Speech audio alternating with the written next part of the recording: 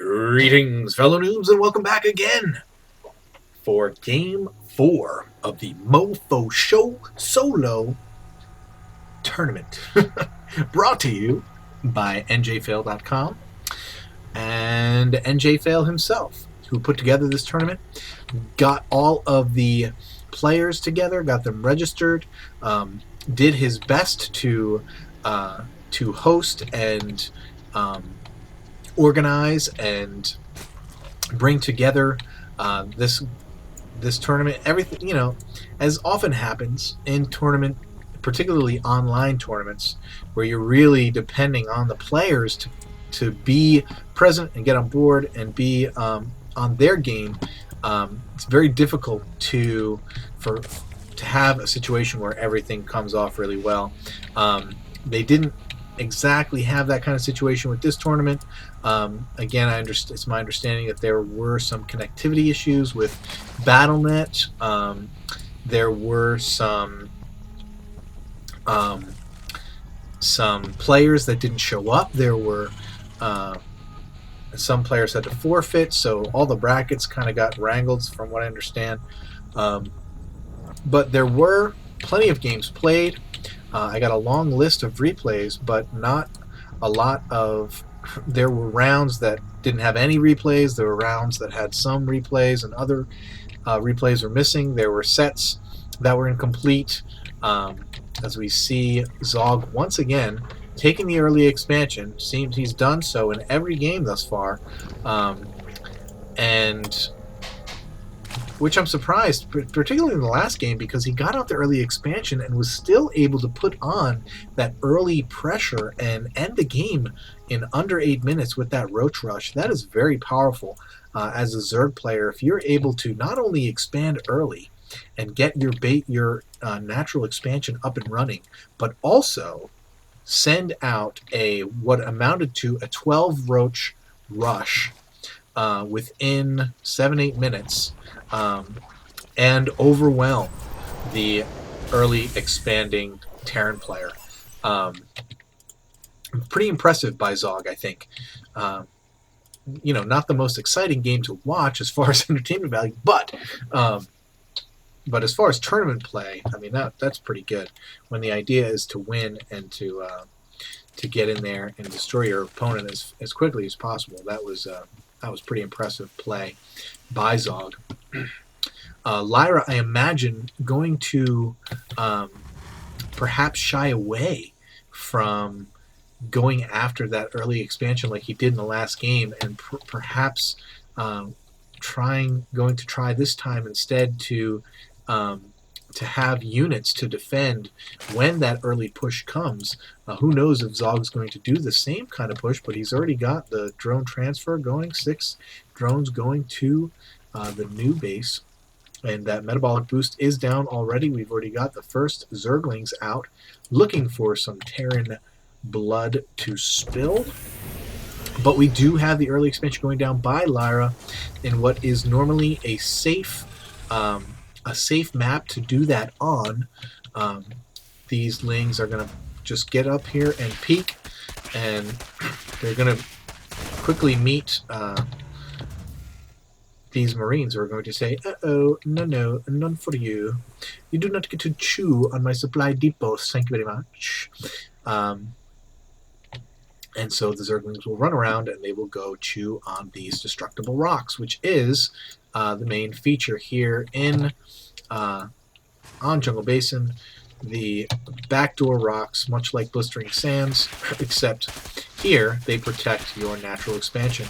And there is a depot going down with a Marine in tow, so he's going to be able to range those Zerglings. Oh, he's not in range, actually. Interesting.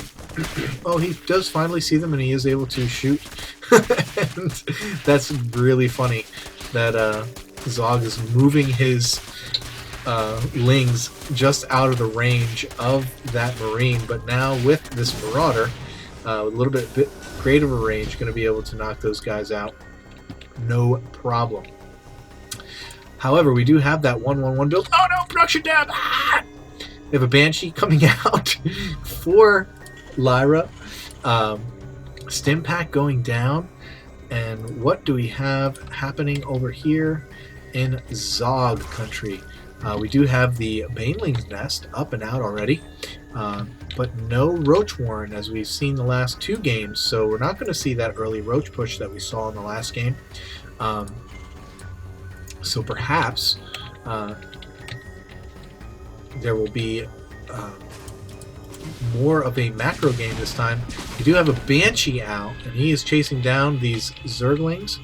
And is he going to go in and provide some early harassment to the Zerg player?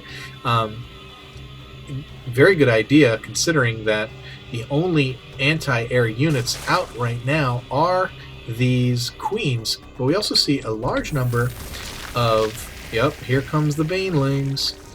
And it looks like all Banelings. It's not even going to be a couple. All of the Lings are now Banelings. We do have more Zerglings coming to back up the Banelings and clean up whatever. Oh, but look, there's no bust. There's nothing to bust. Lyra has pulled his buildings off of the bust, and now more Banelings being produced.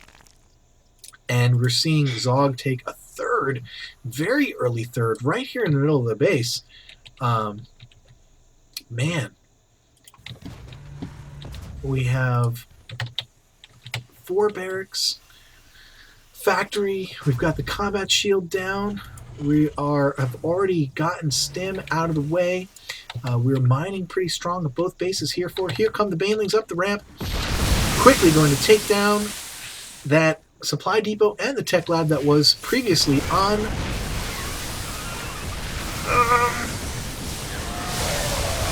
Not great. Oh my goodness, all the SUVs are out, and whoa. Yeah, Lyra lolls because everything that he has is dead and gone. But wait a minute, is that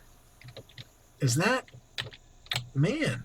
I guess Zog, he wins. That's 3 in a row, right? It's 3-1. Lyra won the second one, Zog won the first one, and game 3 and game 4. So, all right. Well, hey, there you have it.